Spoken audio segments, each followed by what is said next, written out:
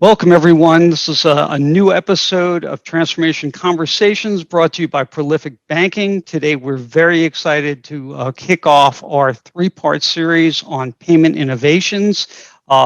We have a very special guest today and a former colleague of mine, Chris Colson, who's head of innovation with the Retail Payments Office, the Federal Reserve Bank of Atlanta. Chris, welcome, and I think this would be a great opportunity for you to just tell our viewers a little bit about your role at the Fed. Sure. Thanks, Joe, for having me today. I really appreciate it. And to start off with, I just have my quick disclaimer. Views and opinions of Chris Colson do not reflect those of the Federal Reserve Bank of Atlanta. Now, so my role at the Fed is unique. I'm in the Retail Payments Office, as Joe said, and I'm responsible for innovation. So part of that role is we like to look at new and emerging payment technologies and solutions to make sure that we're aware it's going on.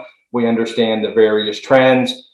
We also like to experiment with some of those technologies. So we've built some proofs of concepts with chatbots, voice bots, distributed ledger, augmented reality, virtual reality, and other things like that. And it just gives us a better understanding of what the consumers and businesses expect in the market. And it gives us a good way to stay on top of the overall payment trends. And then the final piece of my role is outreach. And so we talk with incubators, accelerators, fintechs, and others. And again, it's just to get an understanding of what it is that they're doing so that we can make sure, A, we continue to meet the needs of the consumers and the businesses, but more importantly, that we can understand if any of these technologies may perceive a risk to the financial payment system.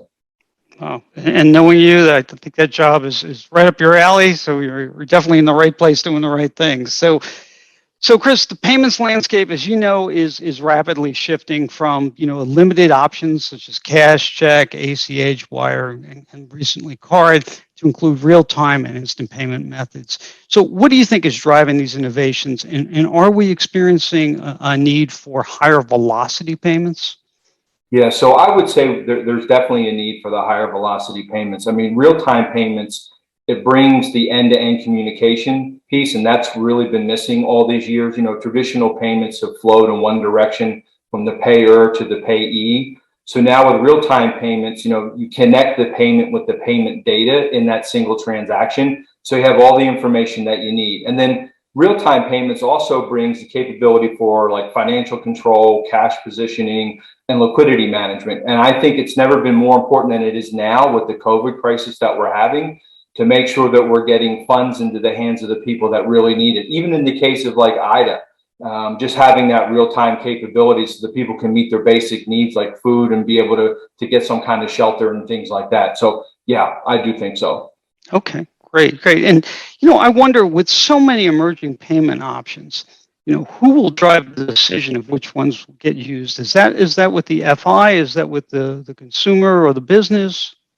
Yeah, so this is the age-old question with like any kind of payments technology, right? And I believe it'll actually be driven by both sides. I think the banks, fintechs, and others will continue to evolve. Everybody's kind of chasing that frictionless payment. And I think from the consumer end, the things that they need or perceive that they need, the banks and fintechs and others will try to make sure that they're meeting their needs. And again, I think the consumer aspect is probably more important because you can develop a particular payment methodology, but if no one uses it, so that's why I say it's both. I think, the consumers will continue to dictate how they want to make payments, and then it's up to the financial institutions and others to make sure they're meeting their needs. Sure, that makes perfect sense. So in the context of digital transformation, will newer payment options lend themselves to what's now being called embedded finance?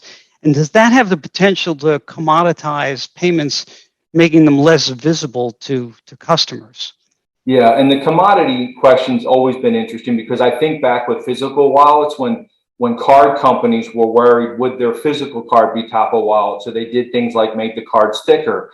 Maybe they made them like a fluorescent orange or something around the outside. I've been experienced in Europe where they had credit cards that were scented. So I think we're moving from the physical now to that virtual. And, embedded finance is going to be very important because really every industry, retailers, big tech, telcos, software companies, car manufacturers, and other, they all want to be embedded in the payment system somewhere. So I think you have banks then, on the other hand, that are increasing their banking as a service offering so that they can keep up with that embedded finance need. Okay. Oh, I agree with that completely.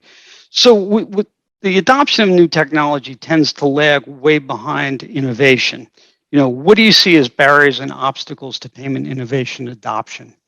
Yeah, so I think it's, again, the normal things like integrating into existing systems. I think when you look at real-time payments, you also have to think about, are some of these banks really ready to support 24/7, 365? What does that mean operationally to them? What does that impact? I think you'll have regulatory and legal uncertainty. And then the final thing I would say would probably be just the training itself as a barrier, because people don't necessarily understand, and I don't mean the training from an operations perspective, but a lot of consumers, if you ask them about real-time payments, they still assume it works like a check or a debit card, that if they send it to the wrong person, that they're going to be able to retrieve that money back. A lot of them don't understand from a training perspective that once you make that payment, it's gone. And really the recipient doesn't have any obligation to pay it back if you made a mistake. So again, I think those are probably the top barriers or obstacles that I see. Great, great. And I have a million more questions, and I'm sure we could talk about this for hours, if not days, but we're going to have to leave it there. Chris, thanks so much for joining us today. For our viewers, if you're watching this on our blog, on our website, please feel free to leave a comment or a suggestion or just some feedback on the session. The same is true as if you're watching this on LinkedIn. We do monitor that page. Thank you so much. Have a wonderful weekend, and we'll see you in our next part of the three-part series where we talk about payment differentiation. So stay tuned, make sure you see that, and thanks so much for watching.